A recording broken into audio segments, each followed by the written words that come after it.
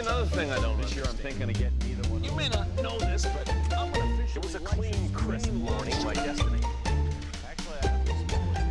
In the 1980s and 90s, Bob Elliot told unique and unforgettable stories about life in Maine. For the next few weeks here on News Center at 11, we're dusting off some of the tapes Bob left behind in our basement. Tonight, as we prepare for tomorrow's election, we look back to 1988, when Bob felt it was his patriotic duty to challenge Senator George Mitchell, who was running for re-election. All right, thank you very much. Excuse me, ma'am. My name's Bob Elliot. I'm running for senator. Okay. I really don't have much of a choice. I have to run for Senate. I'd appreciate your vote in November. You might get it. All right, thank you very much, sir. Thank you. Thank you. You see, while Senator Mitchell was scaring off Ollie North in Washington, he also scared off every would-be candidate from Presque Isle to York. So, in an effort to rekindle our two-party system, I launched my political machine. Thank you. Thank you. Thank you. Thank you very much. I guess there's no secret. I'm officially announcing my candidacy for the United States Senate tonight. And with your help, we can win it. All right?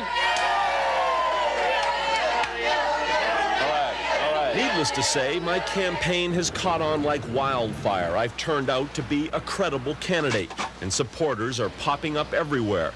My platform has been the key. I disagree. I don't think we can take Mitchell on national issues. I think we got to focus local. Tukey's Bridge is a mess. We're losing our beaches, and entire neighborhoods are being sold to the highest bidder. If we focus on this stuff, I think we've got a shot. Joining us now is Senator George Mitchell. And Senator Now, at first, Mitchell wasn't concerned and even flattered me. Well, he's attractive, he's intelligent, he's articulate, he's on television a lot, so I would say just there, without knowing any more about him, he'd be a formidable candidate given the impact of television in our society. I don't take any opposition lightly, and although there's some temptation in the case of Bob Elliot to do so, I resist that urge, and I take him seriously. And well, he should. After all, I get free TV time. Bobby. So how'd they turn out? Oh, great. Hey, Jeff, roll 3, will you? Bob Elliot for Senate, a man with new ideas and old values. A vote for Elliot is a vote for Maine. Because Bob Elliott's our future. Face it, we need Bob Elliot in Washington.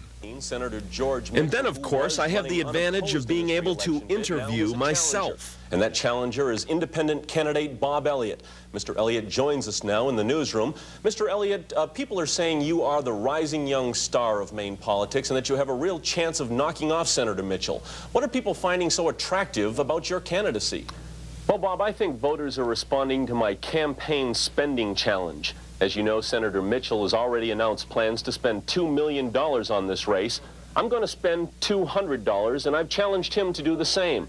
Perhaps he can donate the rest of his war chest towards the national debt or something. I don't know. But I'll tell you one thing, Bob, people are really picking up on this challenge of mine, and I hope it'll take me all the way to the United States Senate.